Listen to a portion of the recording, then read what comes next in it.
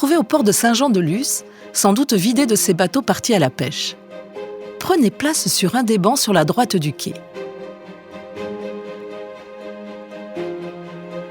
Sur votre droite, la maison de l'Infante, maison en briques et pierre face au pont de Ciboure.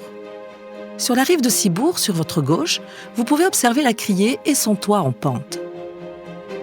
Le petit port que la ville de Saint-Jean-de-Luz partage avec sa voisine Ciboure est indéniablement une des attractions de la baie et lui confère une image pittoresque de pêche traditionnelle.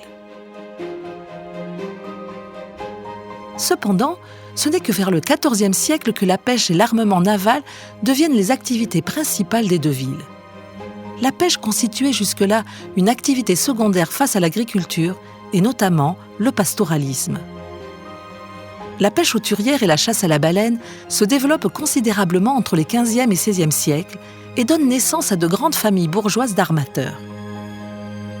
La chasse à la baleine, très rentable, devient une importante source de revenus puisque la prise d'un seul cétacé permet de faire vivre la population d'une ville pendant plusieurs mois.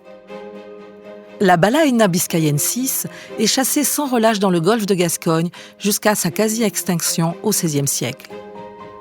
Les pêcheurs basques, connus pour leurs voyages dans les mers lointaines, suivent les baleines jusqu'à Terre-Neuve dès le XVe siècle et font même des détours par l'Islande. Les échanges avec les populations nordiques se développent et un dialecte basco-islandais voit même le jour. À Terre-Neuve, les pêcheurs basques diversifient leur activité grâce à la pêche à la morue. Mais les traités d'Utrecht et de Paris sonnent la fin des grandes campagnes de pêche qui duraient auparavant plusieurs mois. Les pêcheurs et les armateurs basques doivent se tourner vers d'autres activités, comme la course. À partir du XIXe siècle, les techniques de pêche évoluent. Les trainérous et batiels, bateaux traditionnels, sont remplacés par des bateaux à vapeur et la pêche s'intensifie.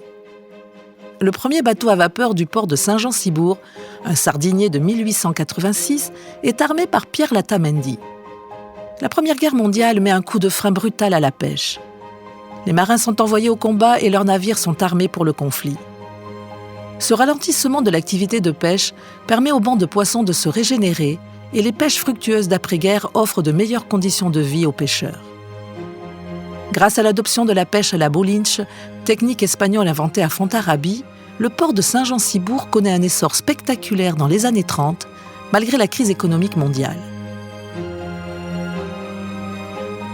En parallèle de l'évolution des techniques de pêche, des conserveries sont créées à Ciboure. Il y en a 7 en 1925. À cette période, la ville se reconvertit dans la pêche à la sardine, puis au thon dans les années 40 et 50, menant les pêcheurs jusqu'aux côtes sénégalaises à partir de 1954. Dans les années 30, les bateaux à vapeur sont remplacés par des moteurs diesel. Ce changement important permet aux pêcheurs de se libérer de la corvée du charbon une fois en mer, et notre port devient, tour à tour, premier port de pêche à la sardine, puis au thon de France. La pêche est fructueuse, mais ne bénéficie qu'aux armateurs et aux patrons de navires. Face à leurs conditions de vie misérables, les pêcheurs commencent à s'organiser en syndicats dès les années 1910-1920.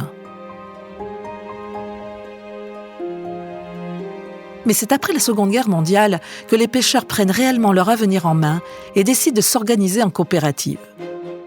Ils investissent dans l'armement de bateaux, créent une caisse de prévoyance et organisent la vente de leurs poissons, notamment grâce à la construction de la criée à Ciboure. De plus, grâce à l'adoption de l'organisation de travail appelée Balchan, les pêcheurs restent solidaires entre eux pour faire face aux difficultés. Les bateaux pêchent en flottille et se répartissent équitablement les bénéfices, indépendamment de la pêche de chaque bateau. Les années 60 voient l'avènement de la pêche intensive avec des chalutiers de plus en plus grands, des bateaux congélateurs et la pêche au grand filet. En 1974, la pêche pélagique fait son apparition. Un immense filet tracté par 2 bateaux attrape les poissons vivant en banc.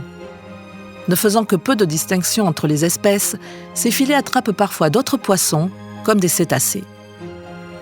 Les pêcheurs se divisent entre pêche traditionnelle et industrielle.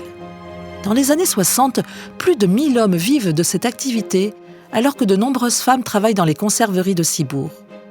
Mais la concurrence avec les pêcheurs africains est rude et la baisse progressive du tonnage imposée par l'Union européenne rend l'activité de moins en moins rentable. La dernière conserverie de Saupiquet ferme en 1997. Entre pêche industrielle et traditionnelle, préservation d'une activité ancestrale et protection de l'environnement, la relation de la ville avec la mer est parfois houleuse. Mais n'hésitez pas à vous lever tôt pour vous rendre à la criée, en face de vous, pour y acheter le poisson du jour. Peut-être y croiserez-vous le fantôme d'une cache-carotte.